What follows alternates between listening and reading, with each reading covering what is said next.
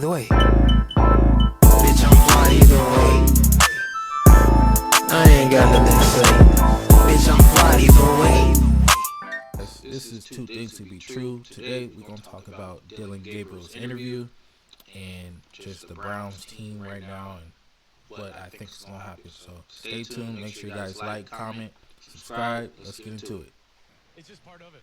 You know, there's entertainers and there's competitors, and I totally understand that. And my job is to compete, and that's what I'm focused on doing. Of course, we're doing this mid-game, but you know, it's something that I'll get used to, and just want to be the best teammate I can and create an environment where we can all go do our best work. That's all we want to do. Yeah, I think I'm going to say my thoughts. Here's the next video.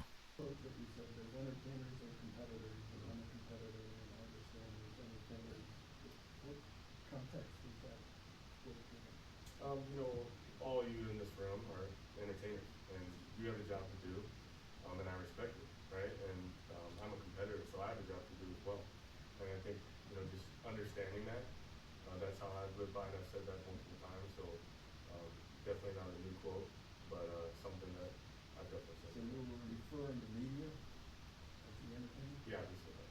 Yeah, and just to clarify, I mean, I think, you know, how social media is, I think some people are trying to take that as something that you probably did not mean it as. Some people are trying to make it out to be sort of a shot that it should be. Can you just Yeah, explain? first off, I'm all about our team, you know what I mean, and each other. I would never make that, and I've said it before, that's why it's interesting, but for me, I've explained it, entertainers are you all, competitor, that's what I am, and all my teammates, and we both have jobs to do, so that's it.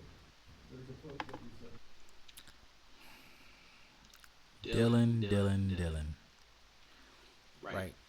Now, what I think is that he wasn't throwing a shot at Shedeur. Now, if you guys watch Dillon his 6-7 years in college, 6-7 years in college, you would know that he's very humble. He doesn't talk about his teammates. He doesn't, he's not a partier. So, I mean, I do believe him when he say it wasn't about Shedeur. But then the other side of me is just everybody's competitors in this world we live in, right? I'm on YouTube, right, doing reactions, trying to get a base, to really rock with me, right? It's competitive. So no matter what you do, it's competitive. You can be HO3 on the street, competitive, okay? So, I mean, I take it with a grain of salt. I don't think Shedeur would even think he's talking about him. But it makes it worse just because the Oregon coach, Dan Lanning, a couple years ago, 2-3 years ago, he said something on the same lines of what Dillon said, right? And I feel like he's a product of his coach. And I do think that his family, I mean, I know, it's like PR, like in public, you gotta say the right things and stuff, but his family, everyone thinks Shedeur is an entertainer, right? But Shedeur is a competitor, right? He's cocky, flamboyant, he's humble all at the same time. Two things can be true. You can be cocky, you can be humble, right? So, but I feel like I feel like he didn't mean no harm. I just think he's probably irritated with the media, but he gave the media exactly what they want: entertainment. But Dillon. So this next thing I'm gonna talk about, let's get right into it. Wouldn't be any surprise, but it's finally official. Browns named Joe Flacco as the Week 1 starter versus the Bengals, and it's a familiar team, right? He's been in the AFC North his entire career, essentially, but the bulk of his years in the Ravens, and ironically enough, Week 2 is against the Ravens as well, so he'll get to play his former team. Two things that he didn't get to do in the 2023 stint, so it should be a good test for him to see where we would really level up against a team of that caliber. Because the stigma that comes with Joe Flacco is, well, he didn't really play any great defense, or he didn't really play any great teams in his time in 2023, but we're going to make excuses for a team that had 5 different quarterbacks. Okay, have fun. But now that this is official, what is the stat line? What we predicting? Does this change your opinion on the win total? Sadly, Flacco was named QB1, which I guess you don't want to throw a rookie into the fire, blah, blah, blah, blah, blah, blah, blah. Nobody cares, right? You guys literally have 17 games to figure out, or you guys don't have a franchise quarterback in Dillon, Kenny, or Shedeur. I mean, it's really simple as 1, 2, 3. Flacco should only play 4 or 5 games. I got them losing in the first 5.